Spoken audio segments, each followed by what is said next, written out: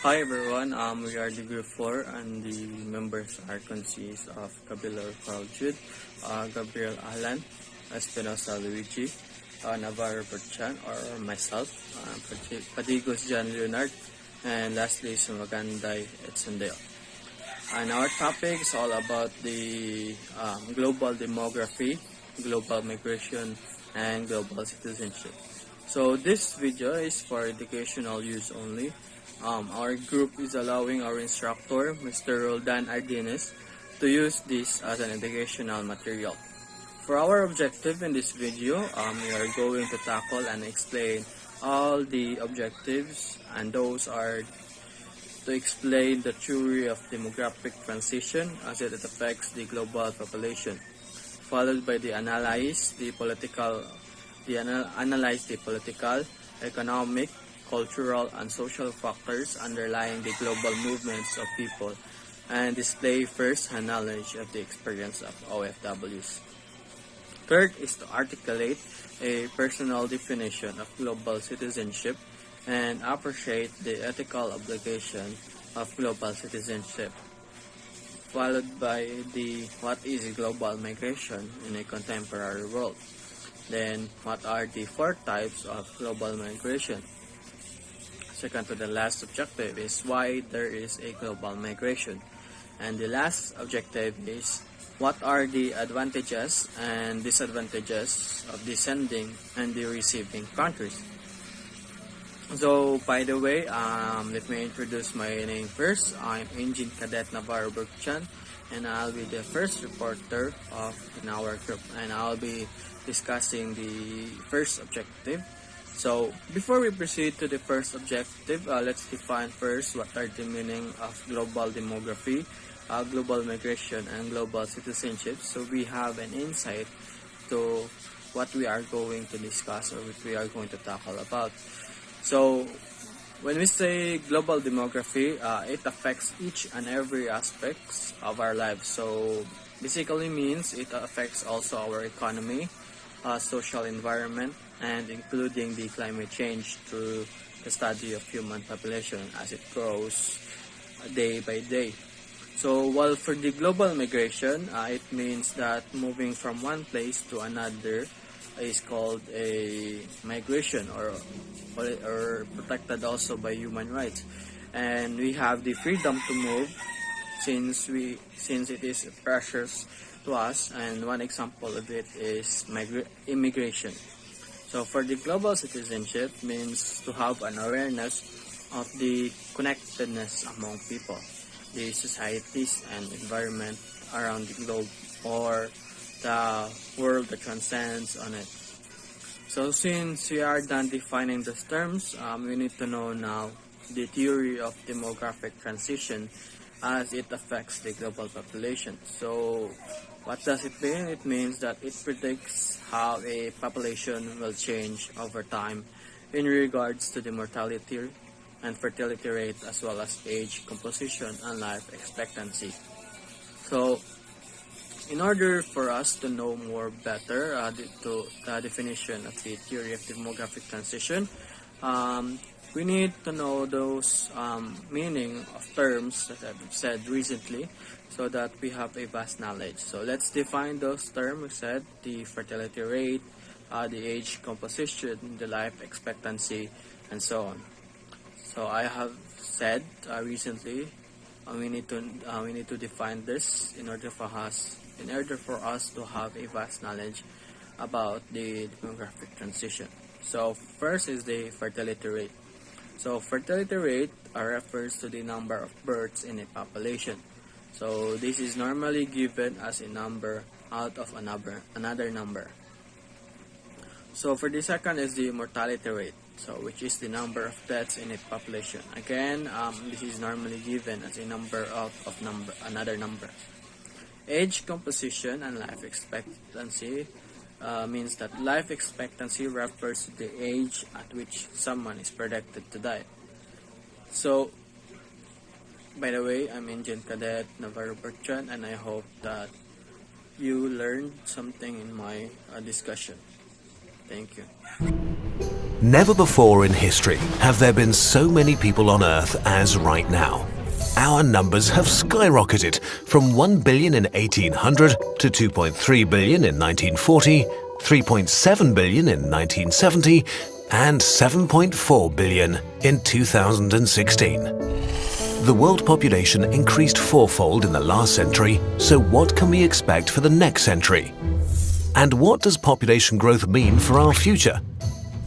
Will there be mass migration, overcrowded slums in megacities covering continents, diseases and pollution, chaos and violence over energy, water and food, and a human species focused only on sustaining itself?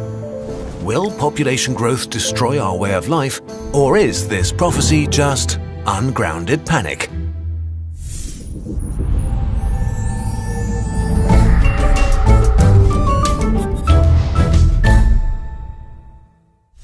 In the 1960s, population growth reached an unprecedented rate, which led to apocalyptic prophecies.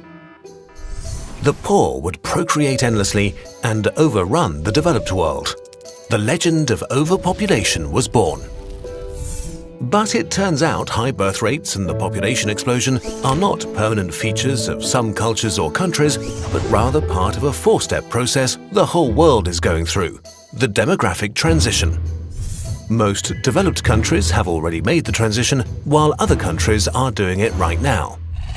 Let's go back to the 18th century, when the entire world, including Europe, was in the first stage of the demographic transition.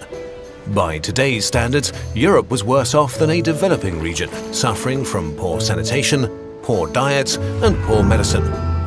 A lot of people were born, but lots of them died just as fast, so the population hardly grew. Women had between 4 and 6 children, but only 2 of them would reach adulthood. Then the Industrial Revolution happened in the UK and brought the greatest change in human living conditions since the Agricultural Revolution. People went from being peasants to workers. Manufactured goods were mass-produced and became widely available. The sciences flourished and advanced transportation, communication and medicine. The role of women in society shifted and created the conditions for their emancipation. Slowly, this economic progress not only formed a middle class, but also raised standards of living and healthcare for the poor working population. The second transition stage started. Better food supplies, hygiene and medicine meant people stopped dying all the time, especially so at a very young age. The result was a population explosion, doubling the UK's population between 1750 and 1850. The main reason families used to have lots of children was that only a few of them were likely to survive. Now that had changed, so the third stage of the transition was set in motion, fewer babies were conceived, and population growth slowed down. Eventually, a balance emerged. Fewer people were dying and fewer children were born, so the death rate and birth rate became stable. Britain had reached the fourth stage of the demographic transition. This didn't only happen in the UK, more and more countries went through the 4 stages. First, many births and many deaths due to bad living conditions. Second, better living conditions leading to fewer deaths and a population explosion. Third, fewer deaths resulting in fewer births, and population growth came to an end. But if birth rates have dropped so much, why is the population still growing so fast? Well, the children born in the population explosion of the 70s and 80s are having kids themselves now, leading to a noticeable spike in overall population. But they are having far fewer children on average than their parents. The average today is 2.5, it was 5 40 years ago. So as this generation gets older and fertility declines further, the rate of population growth will keep on slowing. This is true for every country. In the West, we tend to overlook progress in other regions of the world. But actually, most of the world's countries have made it to the 4th stage. Just look at Bangladesh. In 1971, the average woman had 7 kids, but 25% of them would die before the age of 5. In 2015, the mortality rate was down to 3.8% and women had only 2.2 kids on average. This is the rule, not an exception. We're not special, we just had a head start. It took developed countries about 80 years to reduce fertility from more than 6 children to less than 3. Others are catching up fast. Malaysia and South Africa did it in only 34 years, Bangladesh took just 20. Iran managed it in 10 years. All these countries that are catching up didn't have to start from scratch, and the more support they get, the faster they catch up. This is why programs that help lower child mortality or help poor nations develop are so important. No matter what your motivation is, whether you dream of a world where all people live in freedom and wealth, or you just want fewer refugees coming to your country, the simple truth is that it's beneficial to you personally if people on the other side of the globe can live a good life. And we are getting there. The percentage of people living in extreme poverty has never been as low as today. So the future of global population growth is actually not an apocalyptic prophecy at all. It's a promise. Population growth will come to an end. The UN forecasts that the 12th billionth human will never be born at all. And as the development level of the world rises, the number of people with a higher education will increase tenfold. Countries who used to be in need will help advance development instead. More people is going to mean more people able to advance our species. This video was a collaboration with Max Rosa and Our World in Data, where he explores the progress of humanity through research and data visualization. Make sure to check it out. In 2016, we were able to make more and better content than ever before because of your support on patreon.com. Thank you so much, and we'll be back in the year 12,017. Thank you, Engine Cadet Navarro Robert Chan, for your wonderful presentation. So now let's move on to my presentation. So I am Engine Cadet Espinosa Luigi that will tackle about analyze the political, economic, cultural, and social factors underlying the global movements of people and display first-hand knowledge of the experience of OFWs. So now let's start. So overseas Filipino workers, or what we call OFW, is a term often used to refer to Filipino migrants worker. So there are political factors that cause people to move from their home country to another country because of the war, persecution, and the absence of political rights are the predominant political factors in the migration. And some of these are corruptions that are a big problem here in the Philippines. That's why Filipino tend to go to another country to find works. So the cultural pull factors could include people who wants to live in the democratic societies and they want to be gender equality or educational or religious opportunities. So many ang cultural factors. And the reason people migrate are usually economic, political, cultural, or environmental. So people tend to migrate for work because their countries, especially here in the Philippines, are in developing countries that have a low agricultural income, agricultural unemployment, and underemployment. So that's why people push to migrate towards a developed area with greater job opportunities such as US or New Zealand, Dubai, Saudi Arabia, just like that. And one of the example of these are the Filipinos.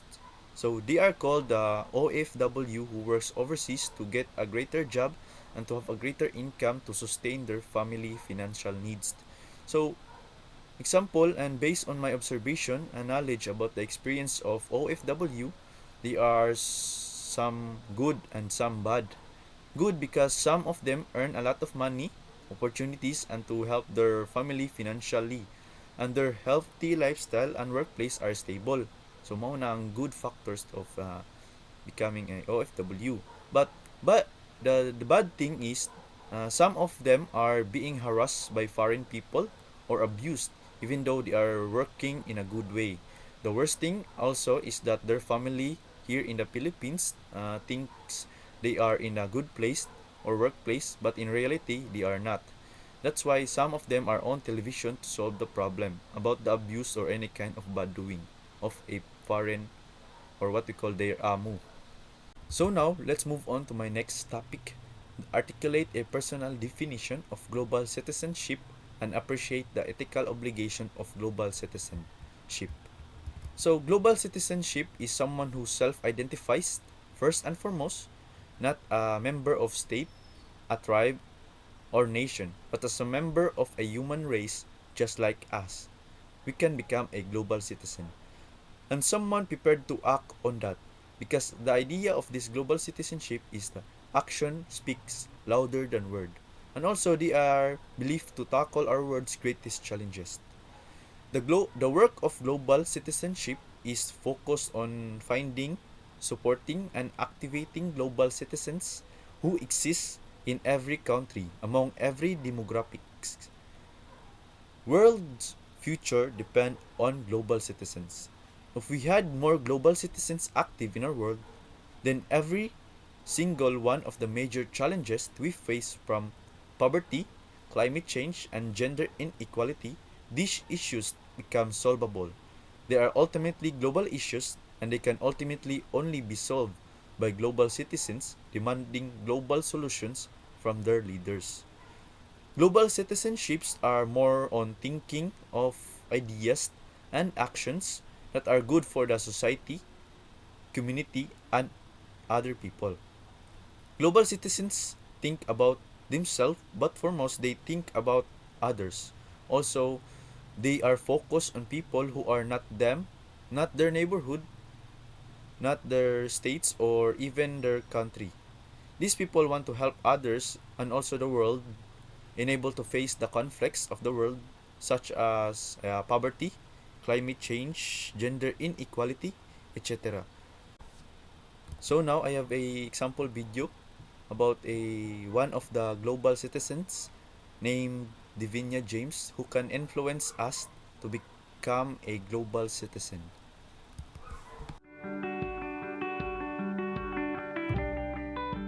My name is Divinia James. I teach at Outdoor Nursery School, which is just outside Washington, D.C. I grew up in the beautiful island of Jamaica.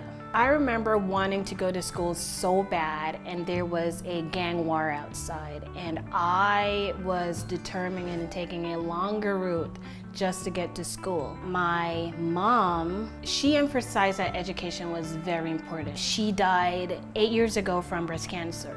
She would do chemotherapy and right after go to work. She honestly gives me superpowers. I am the first one out of my family to graduate high school and go to college. I have evolved into someone that I was meant to be. My vision is to educate all girls worldwide. I was looking through my purse and I saw all of these pennies, and I thought, what can I use them to do? People think that pennies are not worth anything and they're not valuable. And it's sad to say, but that's how girls are looked at. So far, I have collected over 600,000 pennies. $50 alone could send a girl to school for the entire year. For me, the festival is not just about the artist, it's about creating change. Malala inspires me because she doesn't feed into fear, and I totally understand why she fights. I am actually gonna call in Canada to make a commitment. It's a way of creating education for the world. My message to that girl, it seems long, but it's never forever. And it doesn't matter where you are, you're never alone, because I stand with you.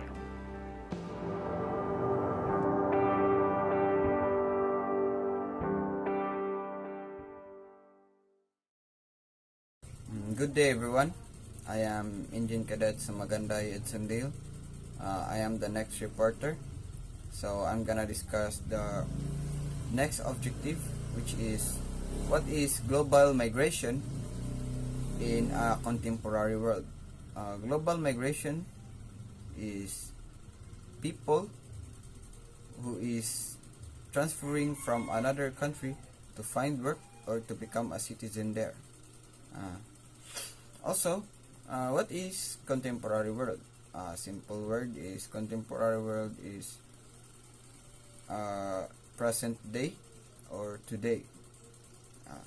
So what is global migration in a contemporary world? Global migration today is so known because many people transfer to another country to give a better life to his or her family, or to have a better life to he he or herself, his or herself. That's what I mean. Also, people transfer to another country because they don't like the government system of their country, because unlike in other country like Canada, they have a benefit.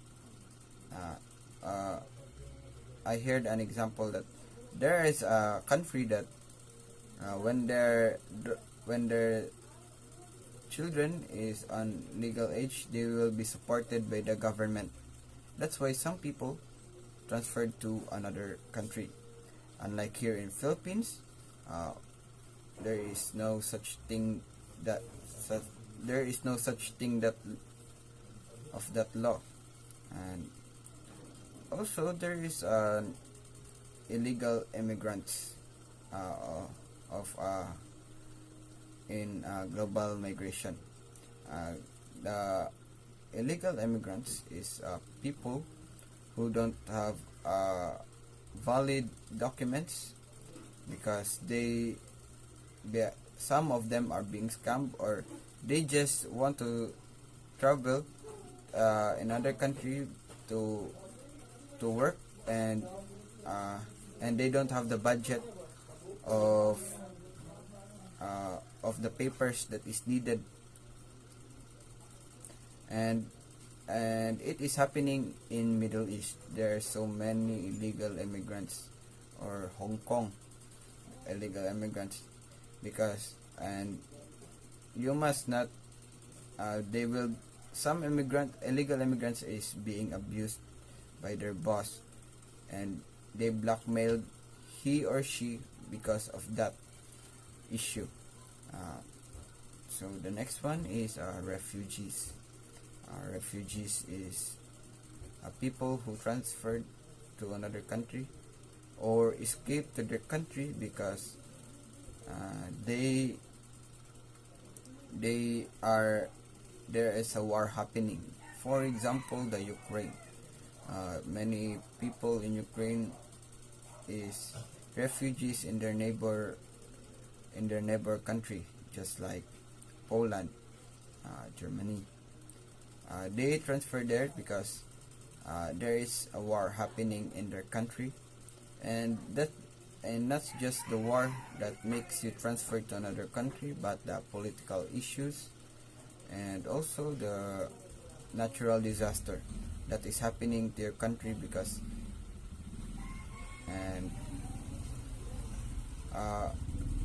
some people who transferred to another country, just like Canada, they want to have a green card. Many people likes to do that now, because Philippines, they like to get a green card to another country, just like in the Canada, because they can get the benefit. They can get many benefits when they work there, when they live there, and also when they are not working. There is a pension. There is a health benefit when they are being hospitalized or something happened to them, and also the benefits to their children.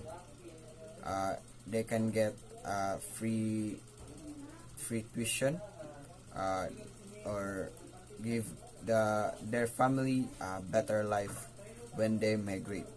So that's all in my report. So good day everyone, especially to you, sir. So after knowing the definition of global migration, so my topic is to discuss the four types of migration. So first is the labor migration. So what is labor migration? Labor migration is defined as the movement of persons from their home state to another state for the purpose of employment. Labor migration is a national thrust for economic growth in other countries. See the Philippines as a model in regulating migration. So we know that the labor migration is very popular in the Philippines, because some OFWs is go to another countries so that they can provide their family here in the Philippines. We know that the Philippine currency to the another state is more just like the America. Their value of their money is much greater compared to the Philippines. So, in the other hand, some migrant workers are forced into work against their will. They are deceived about the nature of work and receive wages that are less than what it is promised. So, the second is forced migration. Forced migrations, it refers to the forcibly induced movement of people through and or contained in space. It includes different forms of forced mobility such as fight due to war and persecution, human trafficking, and smuggling of people. Forced return and deportation of asylum seekers. Today, example of forced migration include the refugees crisis emerging from the Syrian civil war, the Rohingya people fleeing to Bangladesh to escape murder and violence inflicted by Myanmar state forces. So, on the other hand, the forced migration, one example of this in the other centuries is the Quran during the World War II or World War One. Due to the Quran in the time of Hitler, we know that the Jewish people is very harmless in that day. So they forced to or they self involuntary to go to another places so that they can or they can escape for the kuan for the sa tawag na parusa ni Hitler, because we know that Jewish na kanang na time kay kuan kay sila idogdaog sila or i-discriminate sila sa other kuan people in the Germany. So in the third hand, so in the third hand is the kuan the international retirement migration. So what is international retirement migration? The notion of international retirement migration or IRM was originally defined in references to retirees living in Northern European countries who decided to move seasonally or permanently to Mediterranean Europe, considering individuals that have migrated both before and after retirement. So, kaning kuan, the international retirement migration is not very popular in the Philippines because we know ang OFW kani kay mo migrate ra kay na sila family sa ubang nasod ana, di ba? Or kanang mo maato sila sa naing nasod kay para mangitag kwarta na may provide nila silang family. But ang kaning kuan international retirement kay gi-emphasize ni siya based on the kuan akong research kay emphasize ni siya sa based sa mga kuan sa mga retirement, so mga tiguangan. Ang other reason na ni kay ang kanang mga kuan katiguangan kay naman na sila mga sakit, no. So ang ilang sakit kay dili kuan siya kanang marag compatible sa ilang kuan ba silang nasod. So example na kung ato example lang kanang sa kuan Philippines. So ikaw masakit ka ganang mga grabe na masakit like kanang cancer, di ba? Kung inana na mga sakit nya ikaw kung kwartahan ka mo migrate ka sa kanang country nga kanang grabe ang ilang kuan, grabe ang ilang kanang kuan ba healthcare ba. So mo na siya ang kanang marag kuan international retirement migration. Ang uban na kay magdepende kung unsa ilang na silang health ba. So kana sila na lugar kay lisod kay sila na kana na time dili sila ka survive og kuan kay tungod sa kanang kana ilang lugar karon kay very kuan kanang polluted ana ba or hugaw ang hangin ana man mo migrate sila sa kanang mga nation na mas clean nilang mga kuan environment. So the last types of migration is internal migration or domestic migration. So internal migration or domestic migration is a human migration within a country. Internal migration tends to be travel for education and for economic improvement or because of a natural disaster or civil disturbance, cross-border cross-border migration often occurs for political economic reason. So ang kaning kuan internal migration is kani kay familiar sa tani kay na mga uban diri no, ang uban nasa Manila na sila family diri sa Cebu, so mo transfer sila diri kay na uban na sila negosyo diri sa Cebu nya gikan sila sa Manila, so ari sila or ang uban kay nasa Mindanao kay katong sa una ang Mindanao kay grabe magubat, so umbalhin sila lain na kuan na lugar pero within the country ra, so that is called internal migration kay magbalhin-balhin sila pero naar sila sa usa ka country, mo na siya ang internal migration. So that's all about my topic about the four types of migration. That's all, thank you. Hello everyone, my name is Engine Cadet Gabriel Allan from Group 4, and our topic is all about global demography and global migration and global citizenship. So my part of our topic is all about why there is global migration and what's the reason of it. What's the reason of it? Why there is global migration? So migration occurs for many reasons. Many people leave their home, their countries, their own countries, in order look for economic opportunities in another country. So others migrate to be with their family members who have migrated, or because of political conditions in their own countries. So education is another reason for international migration. As students, they pursue their studies abroad, although this migration is often temporary. So why is global migration is important? Global migration is important because of economic growth. So migration boosts the working age population. Migrants arrive with skills and contribute to human capital development of receiving countries. So migrants also contribute to technological progress. Understanding these impacts of important if our societies are to usefully debate the role of migration. What are the causes why there is global migration? So some people move or leave their own countries because they want to search for better work or for better economic opportunities or to study. Others move to escape conflict, persecution, terrorism, or human rights violations to their own countries.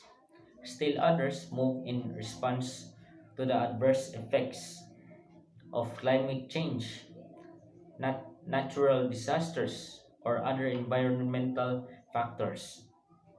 So, what is the impact of global migration? Migrants eventually induce social, economic, and political problems in receiving countries, including increases in the population with adverse effects of existing social institutions, nationals from occupations in the countryside, in the cities, and increases in the size of the informal sector of the national economy, deterioration in the salary structures of the informal, rural, and urban sectors of the economy, um, transculturation, occasional loss of customs and traditions by the local population, the introduction of diseases and social problems. Um, why we need a global understanding of migration? Humanity has always been on the move. Throughout history, we have migrated in search of new opportunities as well as to escape persecution, conflict, and poverty. Movements of people happen all around the world, but although migration is a global phenomenon, there is still no global understanding of how to manage it. So today, people are moving more than ever before. There are presently around 258 million international migrants. So that figure has grown rapidly since the turn of the millennium when there were 173 million. Together with the increasing volume, we are seeing changing demograph- demographics, advancing technology, evolving needs of labor markets, and continued challenges posed by wars, shortages, human rights violations, and also the climate change. That's why we sometimes think of certain countries as sources of migrants and other as recipients. So, as I've talked a while, a minute ago, like what I've said, migration is very important for the transfer of manpower and skills and provides the needed knowledge and innovation for global growth. In order to address the issues raised by global migration, it is necessary to improve international coordination. So, what are the positive effects of global migration? Less pressure on natural resources, including food and water. When migrants return, they bring new skills and knowledge. There is less pressure on services such as education and healthcare. So, how can we solve the global migration? Countries should promote stability, education, and employment opportunities and reduce the drivers of forced migration, including by promoting resilience, thereby enabling individuals to make the choice between staying or migrating. So, migration has the potential to bring positive socioeconomic outcomes for both society and migrants. For countries to reap these benefits, their policies and practices need to advance the socio-economic well-being of migrants and society while adhering to adherence to international standards that respect, protect, and fulfill the human rights of individuals within the state territory without discrimination based on nationality, race, gender, and religion of migration status. So that's all, guys. Thank you. Keep safe. Good day, everyone. I am Cabilao Jude. To proceed with my topic, we will discuss what does ascending and receiving country means, and also its advantages and disadvantages. So what is ascending country? Ascending country is the country of origin of persons moving temporarily for the purpose of employment. There are actually advantages and disadvantages of ascending country. Another advantage aside from what was presented is the payment of remittances, the sending of money back home. These large transfers of money from the prosperous developed world to the poorer developing world are often viewed as key to the latter's economic development. For the disadvantages, Aside from what was shown, are those people of working age move causing it to reduce the size of the country's potential workforce. And let's move to what a receiving country is. So receiving country is a country that accepts migrants on a yearly basis due to push factor such as lack of jobs or opportunities and absence of good education. Just like the sending country, receiving country has also its pros and cons. And aside from what was indicated on the slide, another advantage of being a receiving country is that job vacancies and skills gap can be filled, as well as the economy growth can be sustained. The pension gap can be filled by the contributions of new young workers, and they also pay taxes. Now, to add more about the negative impact or disadvantage of being a receiving country, aside from the presentation, is that having workers willing to work relatively low pay may allow employers to ignore productivity, training, and innovation. Migrants may also be exploited. Lastly, ease of movement may facilitate organized crime and human trafficking. That should be all. Thank you for listening.